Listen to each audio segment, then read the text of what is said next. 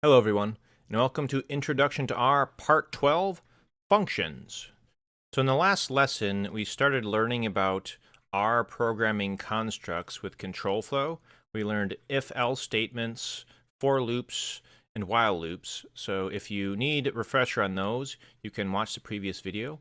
I'll leave a link in the description. So when we write code, we'd often like to be able to reuse it in a convenient format anywhere within our workflow, and writing functions is a way of doing that.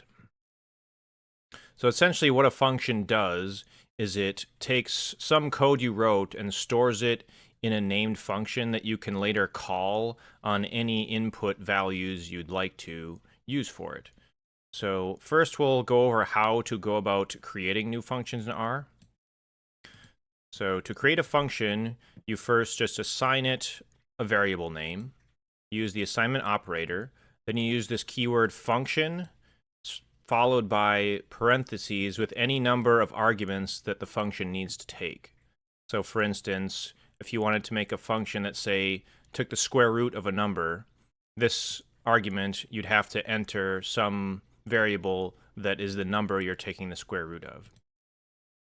Then you start with an open curly brace, and the function body is ended at the end by a closing curly brace.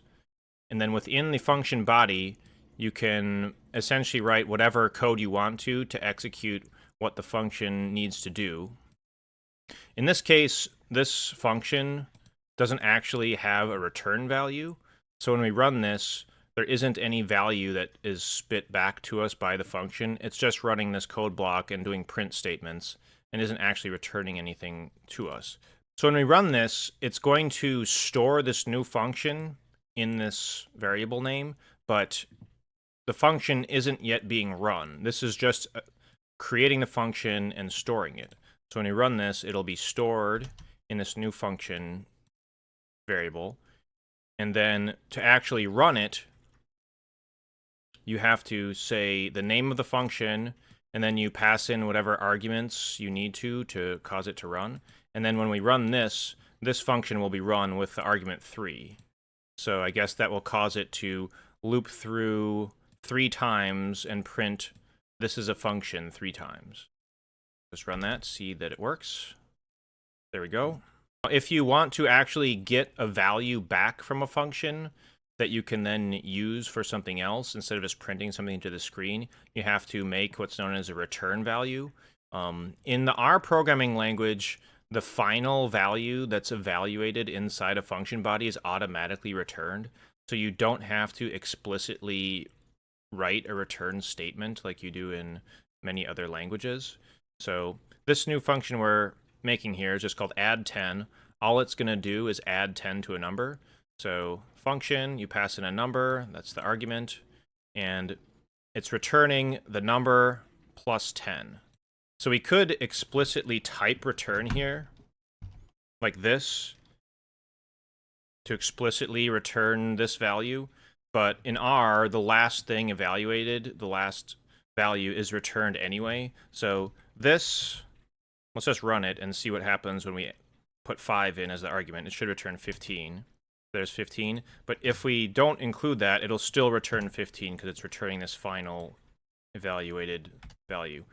I personally like to always include explicit return statements in my R code just because people that use other languages more than R are used to that kind of thing. And I just find that it makes it easier for me to understand where and when functions are returning, but know that this is another way you can return values in R. Just leave the last value as the return value.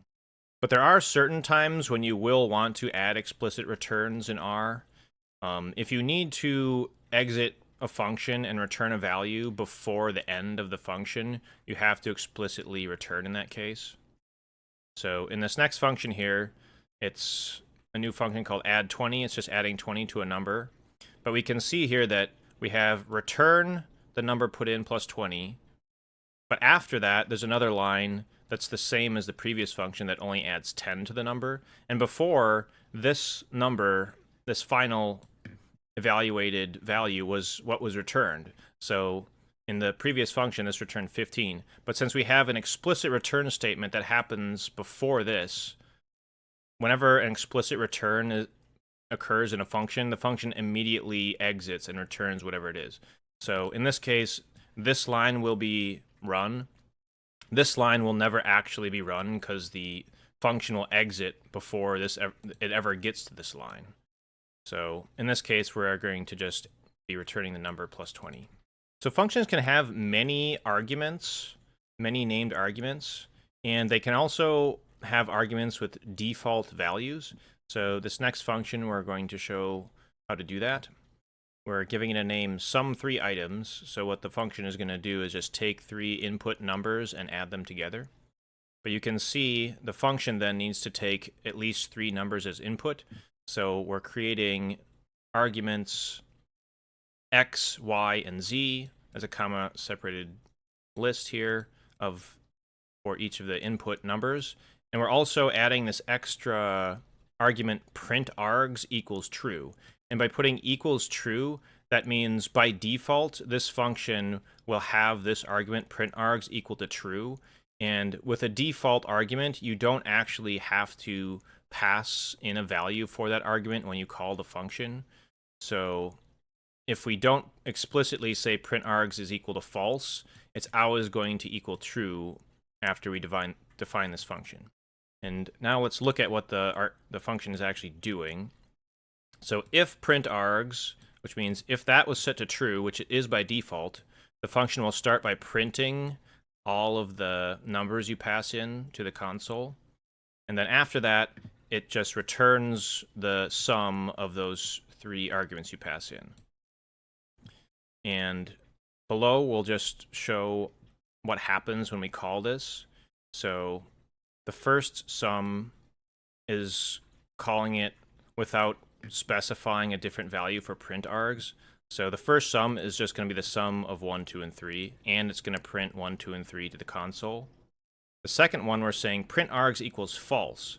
So it's not going to print the arguments to the console that time. It won't print 10, 20, and 30 to the screen, but it will add them together and store them in sum2. So let's just run this, and it should print 1, 2, and 3, but not these. Now R has a final special argument that's an ellipsis or ... which you can see in this new function here. And what the ellipsis does is it creates a list of arguments that can be of variable length.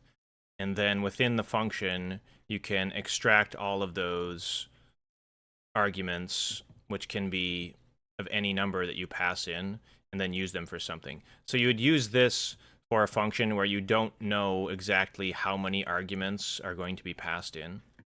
So in this addition function here, we're saying function, an unknown number of arguments. Then we're opening the function body. We're making a variable that stores 0. And then what we're doing is we're looping through with a for loop. We're looping through the values that were provided in this ... So we're making a list out of that and looping through each one. And then we're adding each of these values to the total that's initialized to 0. So what essentially this function is doing is adding up every single value that we pass in, and we can pass in as many as we want to. So it's essentially a simple adder function. So here we're just calling the function we made on this list of numbers here. So this should add all these numbers up successfully. I'm not gonna... We can actually do this in our heads really quick, maybe.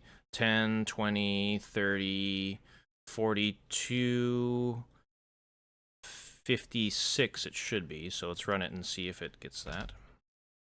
So it did add them all successfully. Now, when you write a function that you're intending to reuse several times and that other people might have to use or look at when they're reading your code, it can be useful to provide some documentation that shows the basics about what the function does, what arguments it takes, and what the return value is supposed to be.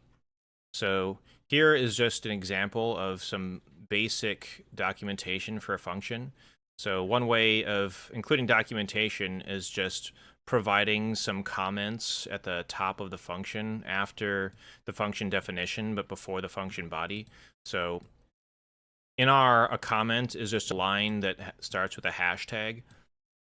So if you put a hashtag down, it creates a new comment, and then anything you write after that is just text that's not evaluated as code. So it's just a way of making notes and other things within your code without having it actually affect code execution. So here we're making a new function called root mean squared error. It takes two vectors, some predictions, and some targets. And the documentation explains what it's meant to do. So it computes the root mean squared error of two vectors. The arguments is a numeric vector of predictions. The targets is a numeric vector of target values for each prediction. And the return value is the root mean squared error predicted between the values and the targets. The main goal of your documentation should essentially be to let somebody be able to use your function effectively without actually having to read the code body and understand the code body.